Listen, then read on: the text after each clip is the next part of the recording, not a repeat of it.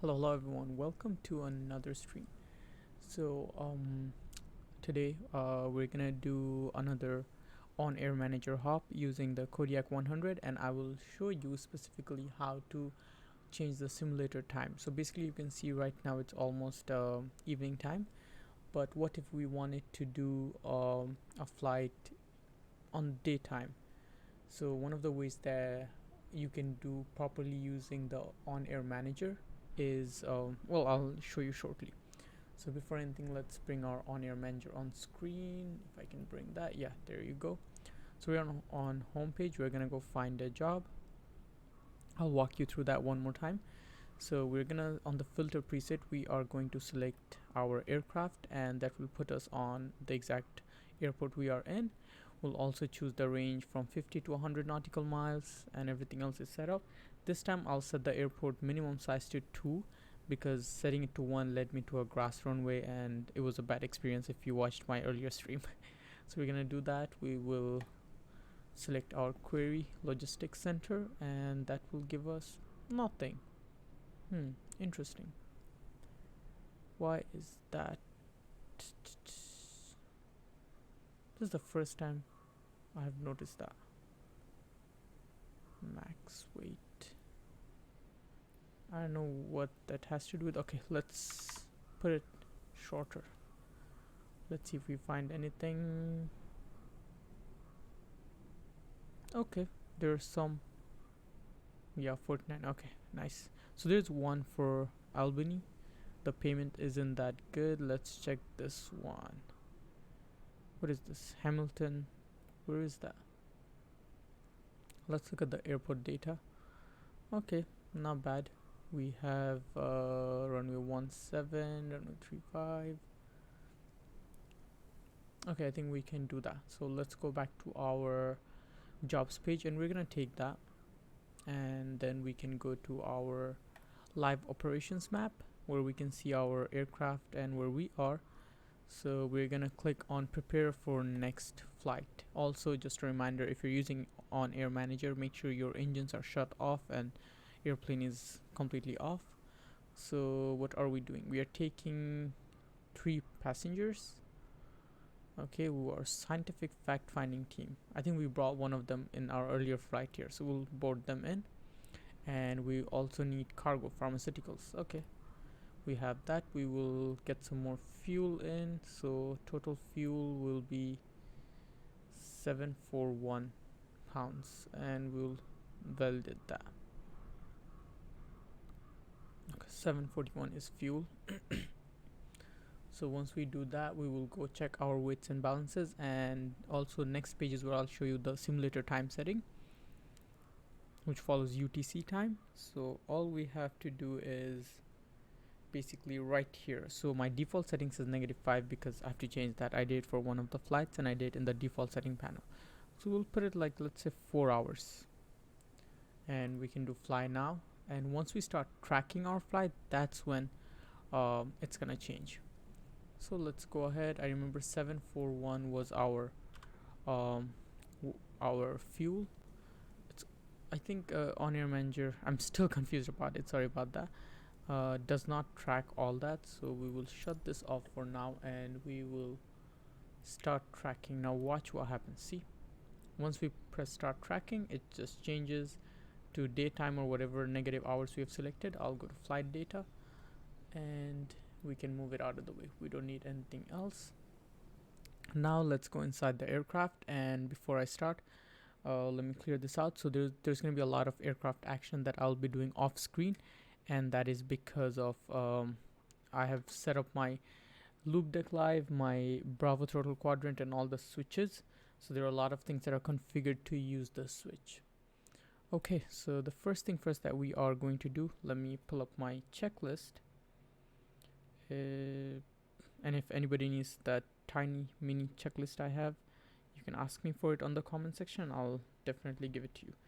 So pre-flight check, let's see. Parking brake is set, electrical switches are off, circuit breakers, if you know me, I love to take out the standby altitude circuit breakers. Everything else is in other than that. And then fuel valves can come on. Then we have our fuel shut off, which is right here, can go in, and flaps is full up. Okay, let's go to before engine checklist, and now we are going to turn on our master. Our avionics bus can come on. Emergency power lever is normal. Our power lever is idle. Propeller is feathering. Fuel condition lever is on cutoff. And let's turn our nav light and strobe light. So we have those two on, and then our flight plan. So let's go ahead, set our flight plan real quick. We'll zoom out just a little bit. Is something not working or what?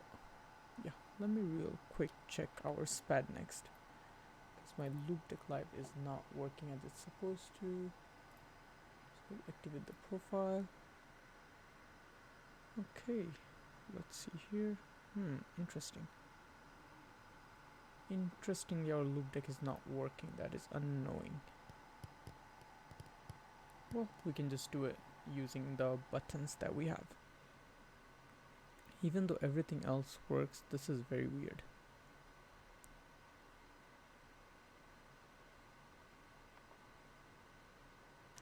Okay, anyways, let's go to our flight plan. We will go to origin, and we are at N. Where is it? NY. I think it was 48 where we are. NY and 4 and 8. There you go. We are on runway. What runway are we on? I think we are on runway 10. And there you go. No, never mind. We are not on runway 10. Go back. Enter. Runway 28. Yeah. Okay. So we have that entered. And our destination airport is. We are flying to Kilo, Victor, Golf, and Charlie. So Kilo, Victor, Kilo, Victor, Golf. Oh, I hate this, and this is why I used my loop deck. Charlie. Okay. We have the meter information right here, 320 at 4 knots. Let's see what runway we have available. 32, which means 35. We are definitely taking 35. We'll go to procedure, select approach, and visual should be good enough for us. Go vectors or straight, yeah.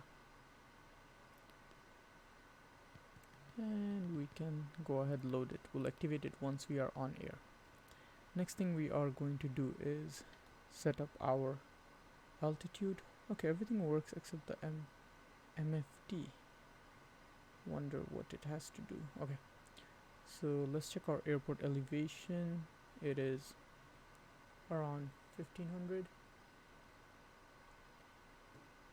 Let me just confirm that. Yeah, 1100.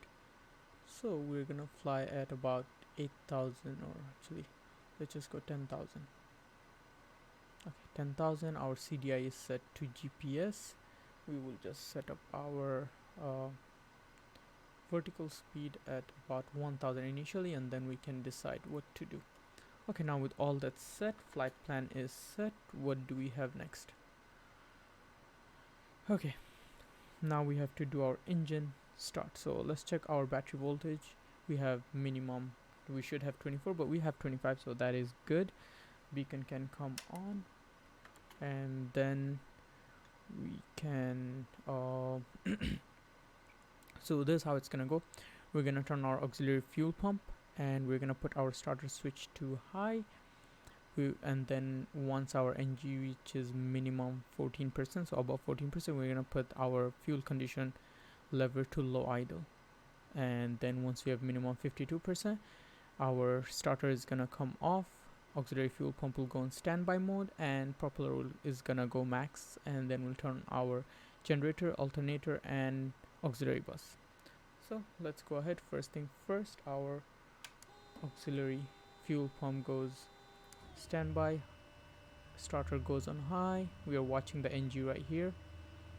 So we have crossed from 14. Fuel condition Your level flight can will be monitored until go you to land low and idle. shut down the engines. Now NG is rising. Let's keep monitoring until it reaches 52 minimum. So on the greens, ITT is normal. So there you go, it's on green, which means our starter switch can come off. Auxiliary fuel pump can go standby, and max propeller, which means we do have a clean start. Everything is looking normal, everything on green except the RPM, which is rising. So auxiliary bus can come on, generator can go on, alternator can go on, and we have a clean start. Okay, now that all that is set, we have also started tracking. So next thing we are going to do is, we have a clean engine start, and now before we taxi, let's go. We don't really need to taxi, we are actually on the runway because there was no parking spot. I had to spawn right on runway. So brake checks good, flight controls we have good, flight instruments we have checked it. Let's set the flaps for takeoff to 20. Rudder trim, we do need a little bit of rudder trim, so let's go there. Rudder trim is gonna be just a little bit, not too much. Earlier I had issues, so I'm just gonna set it just a little bit. Our heading book can come straight up. Rudder trim is set, altimeter is good to go. Okay, before takeoff checklist, landing lights, let's turn our landing lights on. Flaps is set, auxiliary fuel pump has to come on. Static heat, do we need it? Yeah, let's turn it on. So static heat can go on, fuel condition level goes high idle, and we are good to take off. So parking brake goes off, power lever coming up, and there you go. At 60 to 65 knots we are going to rotate, and what is happening? Okay. Airborne time logged. Okay, let's go flaps to 10. Once we hit 90 knots, flaps 0. Auxiliary fuel pump can come back to standby. We have a little bit of headwind here. We need to avoid that mountain right in front of us. The landing was really annoying here. The approach was very difficult, and at the end I smashed the plane on the ground. It wasn't good.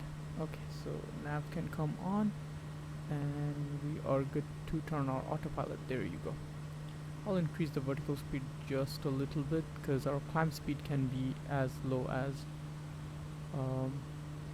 95 knots or 85 knots.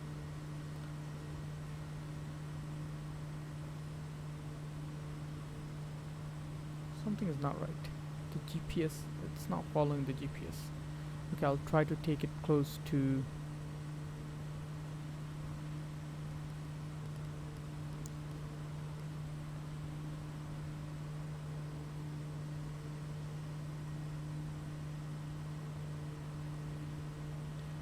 okay, I guess we have to use heading then. So let's go to heading, set it to heading, and we are gonna move to the right. Something is not good with the autopilot system, and let's see. Procedure, we can go ahead and activate the procedure actually. So I mean activate the approach. Let's go back. Is it because of this? Yeah, it might be. So now if we turn on nav, let's see what happens. Okay, straightens up. Okay, not bad.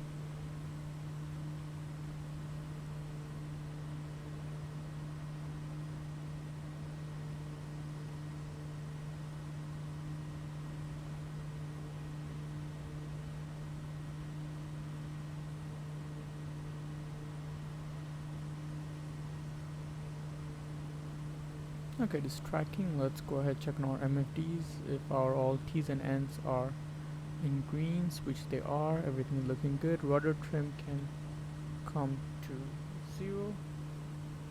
And yeah, now everything is set. The autopilot system is working as well. I love flying the Kodiak. Look at that, how beautiful it is. I'll take a short break and I'll be back.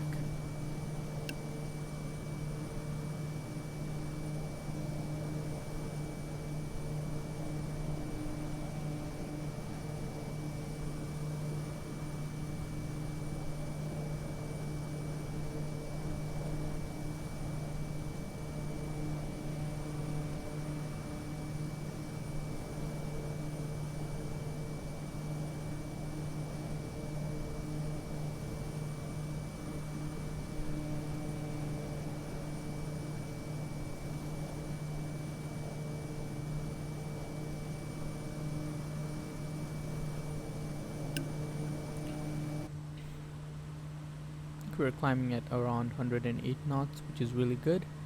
We're at 6,000 so far. Let me show you some of the good things that I love about OnAir Manager. First of all, I love its UI, how clean it is. I absolutely love it. Second thing is this flight plan section. We can import flight plan from, well, sim. Yeah, I thought that was sim brief for some reason, but never mind. Yeah, but yeah, we can import flight plan from sim, or we can send direct. I still have to try this actually, so I might try it on the next flight that we do. Other than that, the meter information, love it. The wind direction helps, and also the runway directions, altitude, length, all of that really helps. And this information changes to departure until we take off. Once we take off, that's when it switches to the destination airport. Other than that, we can see in about 13 minutes we're gonna get there. Pretty short flight. I don't know why I chose 10,000 feet. Let me quickly go ahead on our MFD and check our top of descent real quick. Yeah, our TOD is on 10 minutes. Yeah, okay. So you know what I'm gonna do? I am going to keep our altitude at 8,000.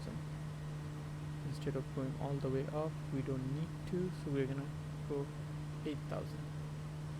We already crossed 8,000.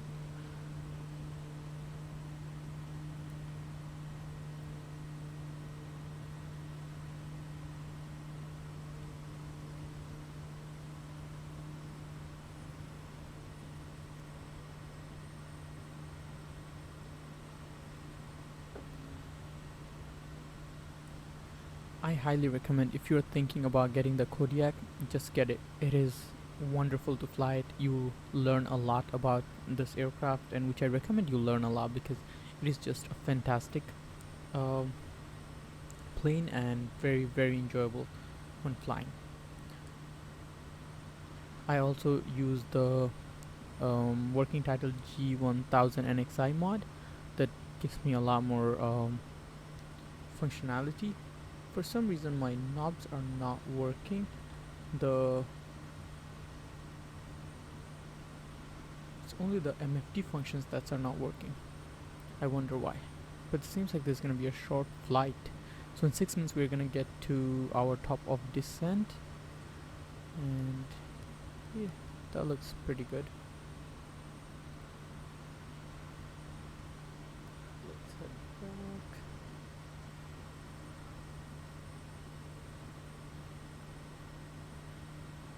So one of the reasons why I actually didn't use NeoFly 4, which looks okay, it's just some of the things that bother me is, at the end of the day, it is still a game, and I would want to fly the plane that I want to, but in NeoFly 3 it's just too hard. Like, we have to do a lot of missions in order to get there, you know. Like, we have to fly 152 Cessna 152 for a long time, and I didn't want that. Also, the UI always bothered me. It was always very, very buggy, which is why I was looking for the alternative. And definitely OnAir Manager is not cheap, or it's not even free like NeoFly is, but the UI, the system, the functionality is worth paying for, and it's not that much, I feel like, at least for my case. And I'm a big person about having all the data. Once we land, you're gonna see, you might have seen my other streams, the amount of data they show landing feet, like vs speed on landing, and how much we trimmed and all those data. It's just really good. Also, recently I've been trying to focus more on going through the checklist, making sure we're doing everything in the right procedure after I read the Kodiak 100 pilot's handbook. And it really helps a lot, and especially with this plane, I'm in love with this. It's just a beautiful plane, inside, outside, everywhere.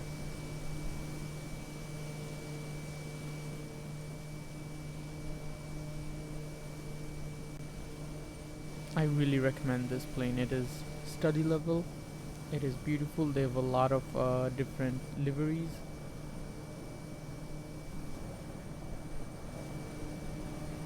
and it's not buggy at all, except this one MFD, which I'm not sure if it's the working title, G1000 NXI mod, or it is a Microsoft Flight Simulator thing where there's like black squares, and when we log in, zoom in, sorry, it gets worse. So that's the only thing. Let's go ahead, check our TOD in 3.5 minutes. Everything else is good. Let's set our altimeter to our destination airport, which I can easily get from OnAir Manager. So it is 29.88. So 29.88. Here you go. We are at about 8,300 feet, and we are going to start descending. Let's see what we have to descend to. So our initial descent will be around 2,200 feet. Now if we go ahead and turn on the legend here, which is already on, okay, we can see that our airport is surrounded by mountains a little bit, yeah, and those mountains will be around 2,000 feet. So once we get to our TOD, we will set our initial altitude to 2,200, and then once we get over this whole mountain patch, we are going to descend down just a little bit faster to 1,400 feet, or we can go all the way to closer and then 1,400. So this is the plan, and we are 2 minutes out of our TOD point, stop of descent. Okay, now that we have that, all our engines were in greens, airspeed is good. Let's enjoy the view just a little bit more, and I'll be back right before top of descent.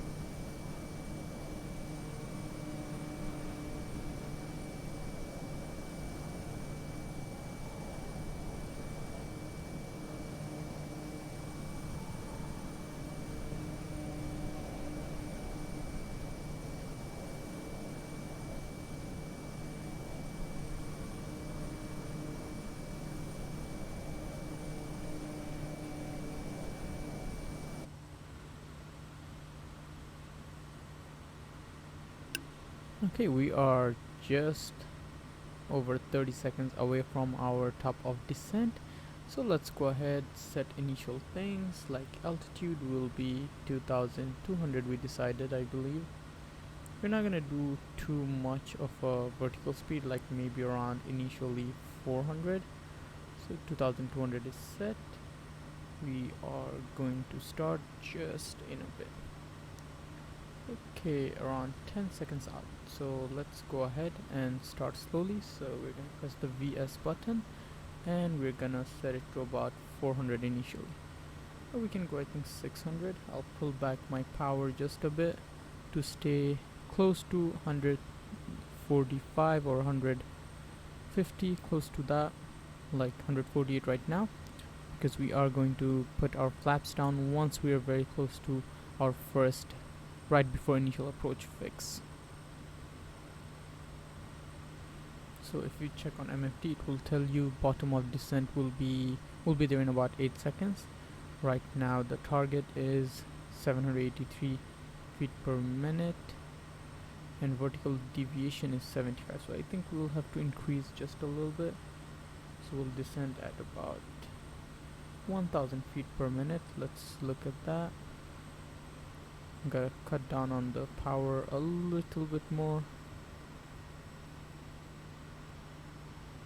And now if you check this data, it can really help you. So we have our FPS set at -3, so 3-degree angle. We have our target and required, or I don't know about this too, not 100% sure yet, but definitely with this it shows. So we are below our vertical V path if you fly the airliners. So we can definitely cut back on. We can make it about 800 feet per minute and then check the data, but we have to make sure that we give it just a little bit more power. As you can see, we are dropping to our flap zone, our wideband on speed, so we will fix that. We have to constantly monitor these things in this aircraft. So I'll make it about 700 feet per minute. This should help us.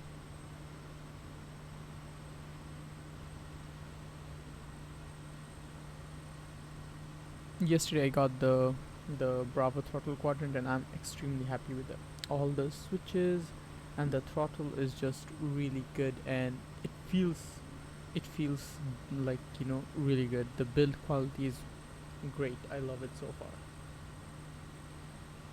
and all the switches really make it easy. I don't have to move around my mouse way too much, and the conditional lever, the propeller, all of those are, once you go below the detent, you can go to feather or cut off for the fuel condition lever. And I highly recommend anyone, if you want more control, then just get a Loop Deck Live or any other media devices or devices like that, and it can help you a lot. You can enjoy a lot more.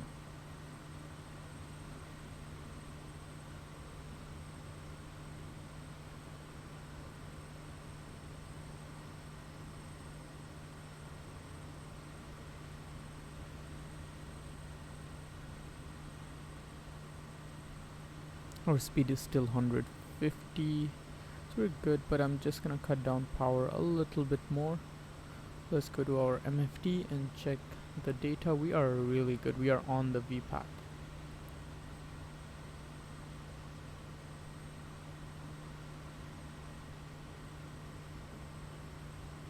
And we are about 5 minutes away from the bottom of descent. Outside looks beautiful.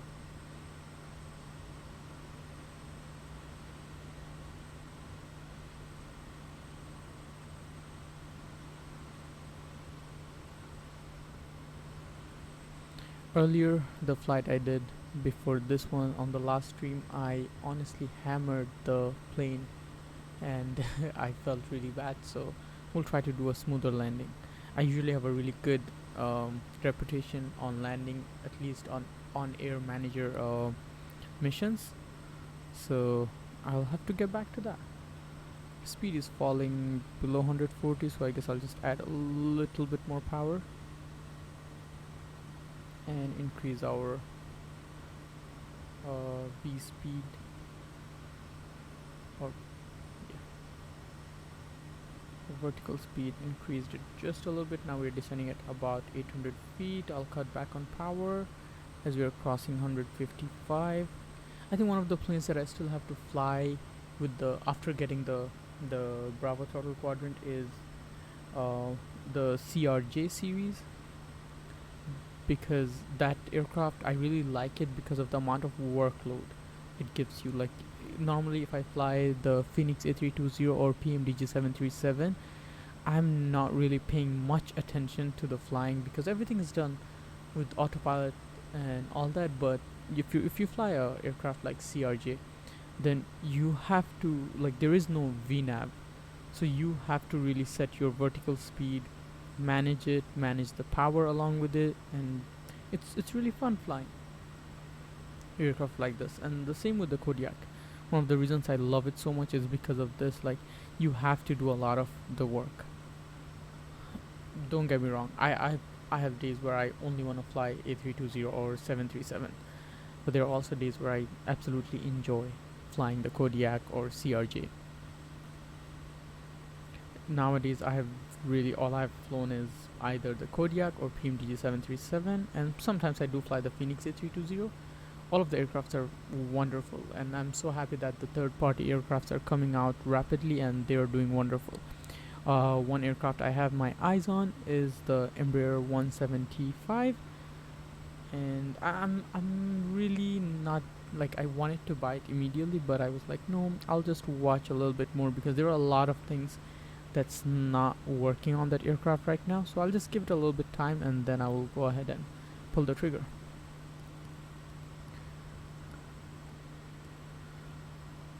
Okay, we are crossing 3,000 feet. Our speed is pretty good. I'm happy with where we are in terms of speed. I would want to stay around 140, 145 max. So when we have to pull the flaps, we can easily do it. So my plan is by the time we get to final approach fix, which is final on the MFD, we should have 2 flaps down. So right before we go to straight waypoint, we are going to have our first flaps on. We are going in pretty good. We can lower our vertical speed to about 400 as we are descending really fast, and we'll try to manage our speed at around 140, not more than that. It looks like it's a little bit hazy and the winds are coming in at 340. Also the heading bug, let me set the heading bug to our runway heading, so which is 349. So yeah, 349, a little bit towards our right, 1 o'clock, or I would say 12:30 o'clock is going to be our runway, and the winds are coming in at 340, so we'll have perfectly good headwind, good condition for landing. Let's put our first notch of flaps down, and we're gonna manage the speed to be under 138. Okay, altitude, we have hit that altitude, which means we are gonna go to 1700 now, I believe. So I can turn on my vertical speed, and yeah, we are gonna go down again. It is 1400 feet, sorry. So we gotta set our altitude to 1400 feet. We are gonna go down, and we're lined up with the runway. We should be from here, and once I see the runway, I will turn off autopilot, and I think I do see it in the distance. So let's cut down on power. Our landing checklist, the only thing I have to remember is turn on the auxiliary fuel pump. We are around 120 knots. We have to be around 120 knots in order to turn on our, go to flaps 2. 340 at 10 knots. Yeah, there you go. Our flaps 20 comes in. We'll try to manage the speed around 100 knots, and our landing speed has to be around 80 to 85. I will shut off the autopilot just in a bit. We'll try to manage the speed below 108, which is for the flaps. You see the airport, and there you go, autopilot off. We're gonna hand fly the rest.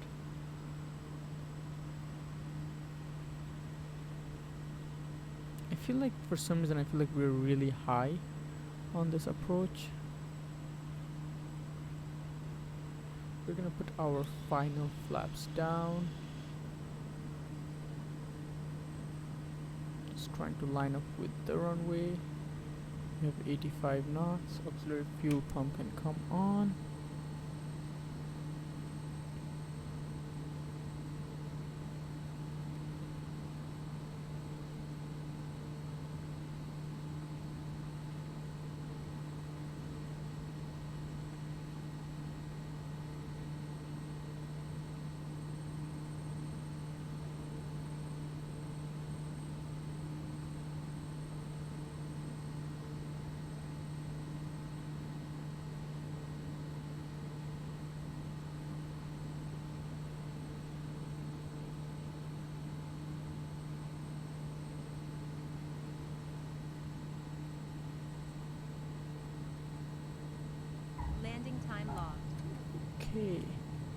not bad for a landing. 125 it was our vertical speed, and we are going to take the next taxiway. There you go. Our auxiliary fuel pump can come back to standby. Our condition lever can go to low idle, and our landing lights can come off. Taxi lights can come on.